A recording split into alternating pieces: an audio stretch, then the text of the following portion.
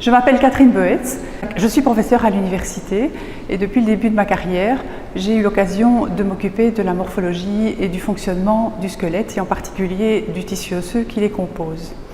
Par mes fonctions d'enseignement et de recherche, j'ai été amenée à collaborer avec d'une part des chirurgiens orthopédistes et d'autre part des kinésithérapeutes.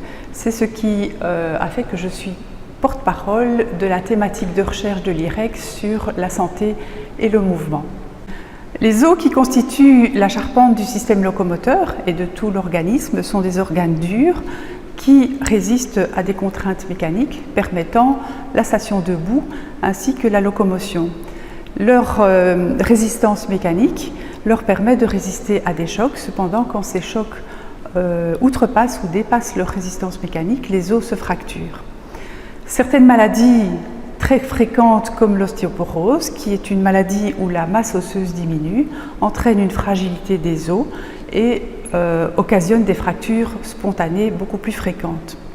D'autres pathologies qui sont liées à d'autres tissus et notamment au cartilage articulaire vont déformer les os. C'est ainsi que ce fémur est complètement déformé par l'arthrose, pathologie dégénérative qui entraîne non seulement la destruction du cartilage articulaire, mais également des remaniements profonds de l'os. Ces pathologies qui réduisent la résistance mécanique du squelette et qui modifient le comportement locomoteur ou l'activité locomotrice du patient amènent souvent les chirurgiens à remplacer les pièces défectueuses par des prothèses dont vous avez ici un exemple au niveau de la tête du fémur. L'os normal doit sa solidité à sa composition d'une matrice osseuse, une matrice collagénique qui est secondairement minéralisée. Dans certaines maladies génétiques, cette matrice collagénique est profondément altérée, ce qui entraîne une grande fragilité de l'os. C'est ce que l'on appelle, dans certains cas, la maladie des os de verre ou l'ostéogenèse imparfaite, qui, quand elle atteint sa forme la plus grave, occasionne aux patients de très nombreuses fractures pendant l'enfance, ainsi que de très nombreuses déformations. Ces fractures et ces déformations squelettiques occasionnent un handicap sévère chez la personne, ainsi que des troubles de locomotion et des déformations de la colonne vertébrale. Ces déformations sont analysées en clinique avec un protocole de recherche qui sert à évaluer la motricité et la mobilité du patient. Les modifications de la matrice sont évaluées dans un modèle animal de souris où l'on peut tester différentes options thérapeutiques consistant à augmenter le métabolisme osseux afin d'augmenter la masse osseuse et ses propriétés mécaniques. Dans le cas de l'arthrose,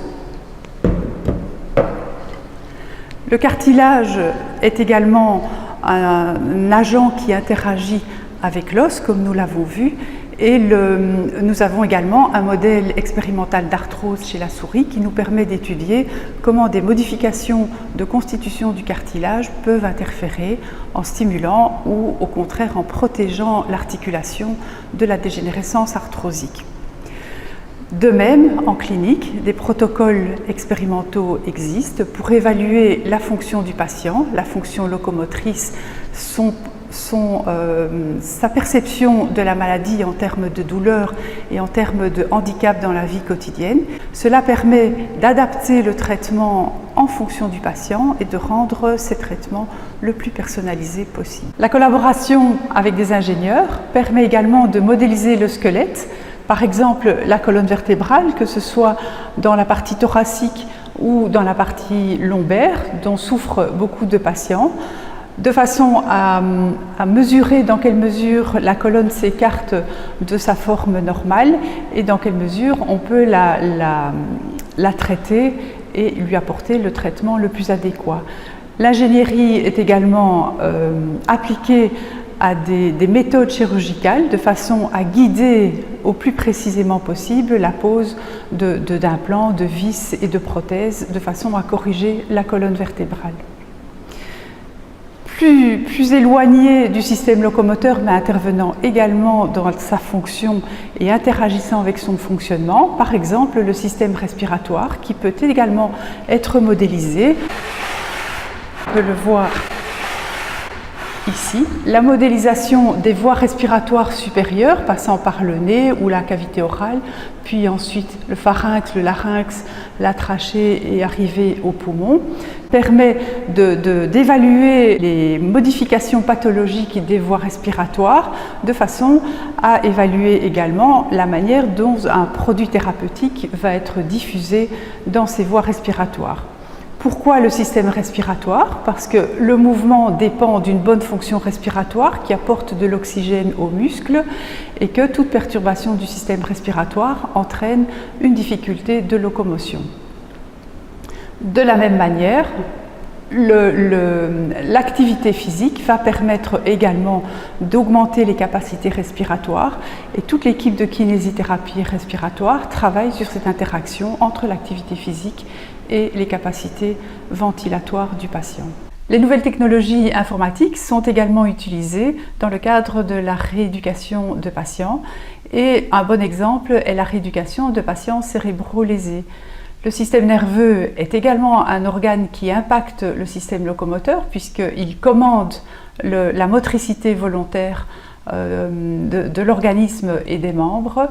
Et chez les patients qui souffrent de lésions cérébrales congénitales ou de ces lésions cérébrales acquises, comme par exemple dans les accidents vasculaires cérébraux, leur mobilité est lourdement impactée. Et des robots ou un robot a été mis au point par le service de médecine physique de façon à aider ces patients à récupérer la motricité par exemple de leurs membres supérieurs pour réaliser des gestes fins et précis de la vie quotidienne. Le développement de ce robot a permis la création d'une spin-off qui commercialise actuellement ce robot. Ceci est une véritable aventure réussie de cette expérience et de cette recherche. Ces différents projets sont novateurs et à ce titre, ils sont dignes d'être financés car ils améliorent la santé et le bien-être de tout individu à tous les âges de la vie. On peut donc paraphraser un célèbre adage, le mouvement, c'est la santé.